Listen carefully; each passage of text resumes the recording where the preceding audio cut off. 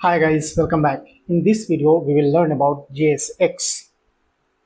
So JSX is a JavaScript XML and it is an extension to the JavaScript syntax. JSX makes code cleaner and simpler, and it is not mandatory to use the JSX in React.js, but it is always recommended to use JSX so that our code will look clean and simpler. JSX tag is just like a markup language having the tag name, attributes and children. जैसा कि हम लोग use करते हैं HTML के अंदर कि कोई भी अगर HTML टैग लिखना होता है तो हम लोग क्या करते हैं कि एक कोई भी टैग लिखते हैं, राइट। पैराग्राफ टैग बनाया और इसके अंदर हम लोग कुछ कंटेंट्स लिखते हैं और फिर इस पैराग्राफ को क्लोज करते हैं, राइट। सेम उसी तरह से JSX टैग भी हम लोग क्रिएट कर सकते हैं। सपोज मैं एक टैग बनाना चाहता हूँ JSX tag. So suppose this is a contact, right? So this is our JSX tag, and inside that we can write any content, and this is to be closed with contact tag, right? So it looks like HTML tag, right? और HTML tag के अंदर जैसे हम लोगों को कोई भी अगर एट्रीब्यूट पास करना होता था तो हम लोग कैसे लिखते थे, paragraph, and then suppose I want to write here the class, right? So class and then name of the class, right? और इसके अंदर हम लोग कोई भी कंटेंट लिख सकते थे। सेम उसी तरह से अगर हम लोग चाहेंगे तो कॉन्टेक्ट के अंदर में भी कुछ एट्रीब्यूट सप्लाई कर सकते हैं, राइट? तो कैसे लिखेंगे यहाँ पे, सेम जिस तरह से हम लोगों ने मार्कअप लैंग्वेज में लिखा है HTML के अंदर, सेम उसी तरह से हम लोगों को क्या करना है, contact and then here we have to supply one attribute, right? तो यहाँ पे आप क्लास की जगह पर क्लास नेम लिखेंगे, राइट? और यहाँ पे हम लोग क्लोज कर देंगे और फिर इसके अंदर में कंटेंट, राइट? अब यहाँ पे क्लास है और यहाँ पे क्लास नेम क्यों है, इसका डिटेल हम लोग नेक्स्ट वीडियो में देखेंगे, राइट? जैसा कि हम लोगों ने डिस्कस किया कि अगर कोई भी रिएक्ट एप्लीकेशन बनाना है तो उसके अंदर हम लोगों को JSX ही लिखना है। ये हमारा मैंडेटरी नहीं है, ये ऑप्शनल है। बट अगर हम लोग JSX का यूज़ करते हैं तो हमारा जो कोड होगा वो बहुत सिंपल और क्लीन दिखेगा। लेकिन अगर मैं JSX यूज़ नहीं करता हूँ तो मैं कैसे अपने कंटेंट को लिख पाऊँगा, कैसे एक रिएक्ट एप्लीकेशन बनाऊँगा विदाउट यूजिंग JSX। तो इसके लिए हम लोगों को एक मेथड यूज़ करना है, क्रिएट एलिमेंट, राइट? और क्रिएट एलिमेंट के अंदर में हम लोगों को 3 पैरामीटर पास करना होता है, एक एलिमेंट और दूसरा प्रॉपर्टीज और तीसरा कंटेंट। एलिमेंट क्या होगा कि जैसे अगर हम लोगों को HTML के अंदर में कोई पैराग्राफ क्रिएट करना है या फिर कोई डिवीजन क्रिएट करना है तो वो एलिमेंट हम लोग यहाँ पे सप्लाई करेंगे, और उस टैग के अंदर कौन सा प्रॉपर्टीज हम लोगों को सप्लाई करना है, ये प्रॉपर्टीज हो सकता है या जो हम लोग इसको बोलते हैं एट्रीब्यूट्स, राइट? सो ये एट्रीब्यूट हो जाएगा और उस HTML टैग के अंदर हमारा कौन सा कंटेंट होगा वो कंटेंट हम लोग यहाँ पे सप्लाई करेंगे। जैसे आप एग्जांपल से यहाँ देख सकते हो कि जो एलिमेंट है वो हमारा यहाँ पे है पैराग्राफ। सो पैराग्राफ एक हमारा HTML DOM नोड है, राइट? और यहाँ पे अभी हम लोगों को कोई भी एक्स्ट्रा एट्रीब्यूट पास नहीं करना है, इसलिए मैंने यहाँ पे सिंपली कर्ली ब्रैकेट दिया है क्योंकि ये जावास्क्रिप्ट का एक ऑब्जेक्ट होता है, राइट? और उस पैराग्राफ के अंदर में कौन सा कंटेंट हम लोग को शो करना है, तो हेलो रिएक्ट। तो जब हम लोग ये कमांड सप्लाई करेंगे तो ये हम लोगों को HTML में पास्ट करके और इस तरह से डिस्प्ले करेगा, right?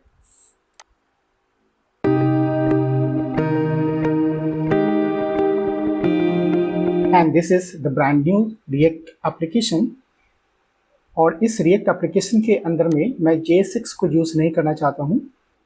So first of all, we will create one element using react.createElement, and inside this method we have to pass 3 parameters. So in text we have to pass one paragraph, and this time we don't pass any additional properties, and here we have to supply the content that hello react, right? So one object has been created and this object is to be passed into this render method. So this time, for the time being, I'm just removing this content and we are passing the object element.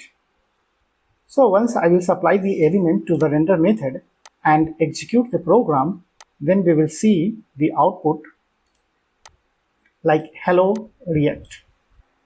And if you inspect the element, then you will see here that here is our root DOM node, right?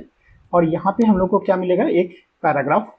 तो जैसा कि हम लोगों ने पहले देखा कि अभी अगर हम लोग यहाँ पे सप्लाई करते हैं कि एक पैराग्राफ है और उसके अंदर कोई एडिशनल प्रॉपर्टीज नहीं है, जस्ट हमको एक कंटेंट यहाँ पे शो करना था पैराग्राफ के अंदर, तो यहाँ पे हम लोगों को मिल गया कि एक पैराग्राफ क्रिएट हुआ और पैराग्राफ के अंदर में ये कंटेंट है हमारा hello react.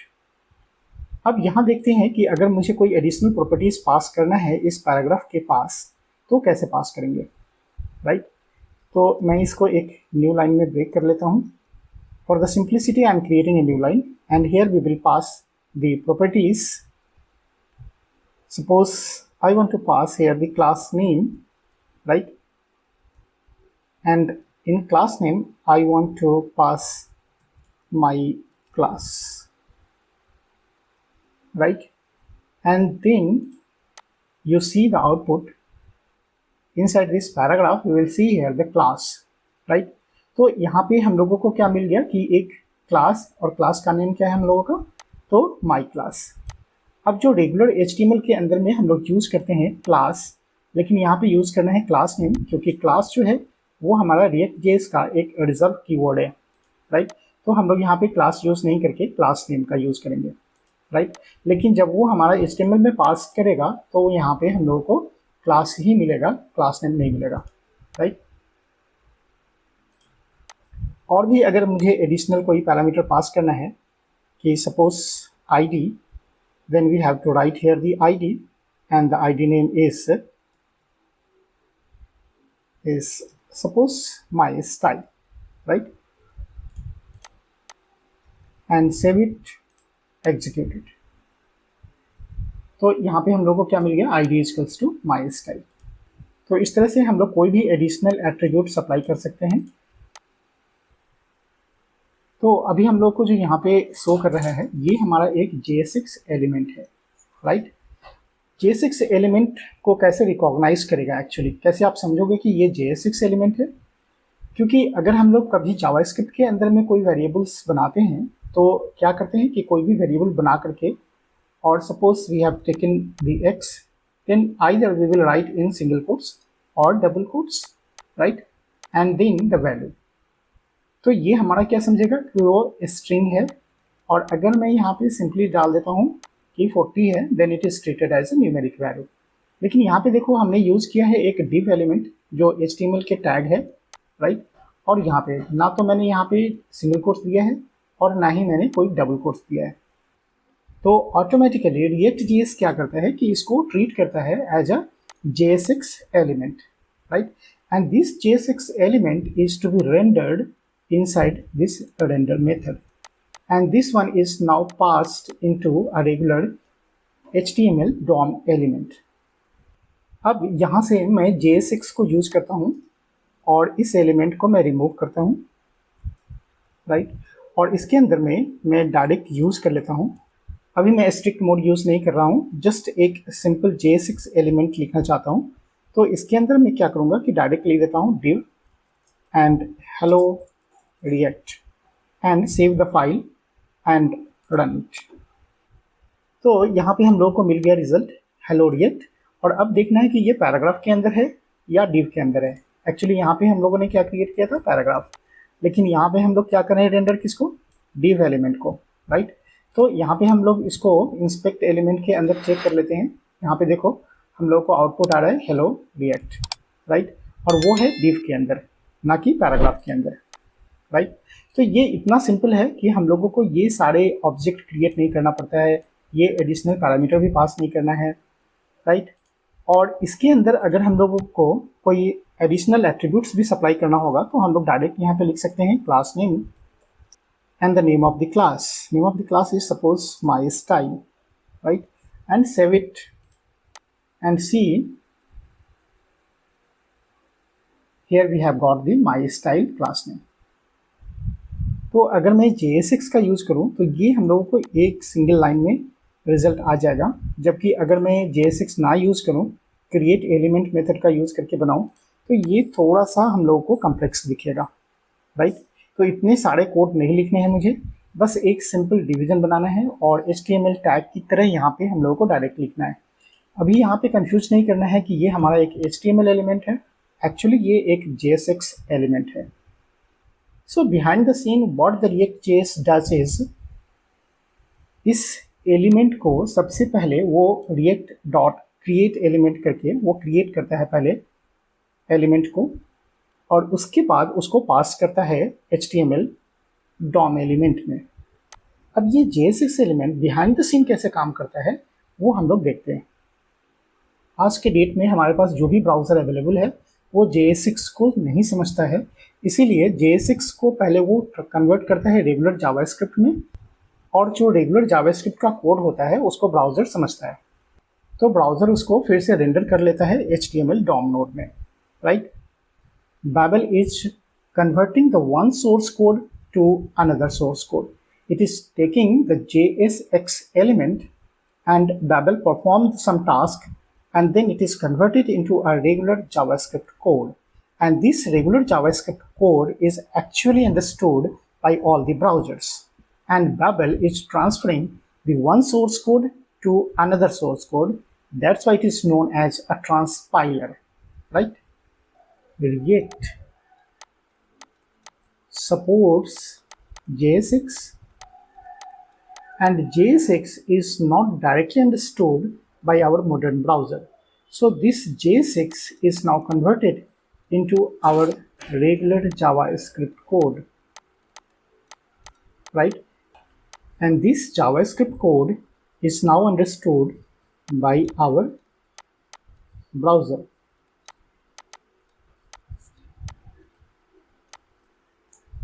Right? So that's why the Babel plays an important role in between the JSX and the regular JavaScript. You can also check that how the Babel is converting our JSX code into a regular JavaScript. So first of all, you just have to move to the Babel official page, right? So here is our babeljs.io, and click on the first link, and from here you just have to try it out. So in this official page you will get the two windows.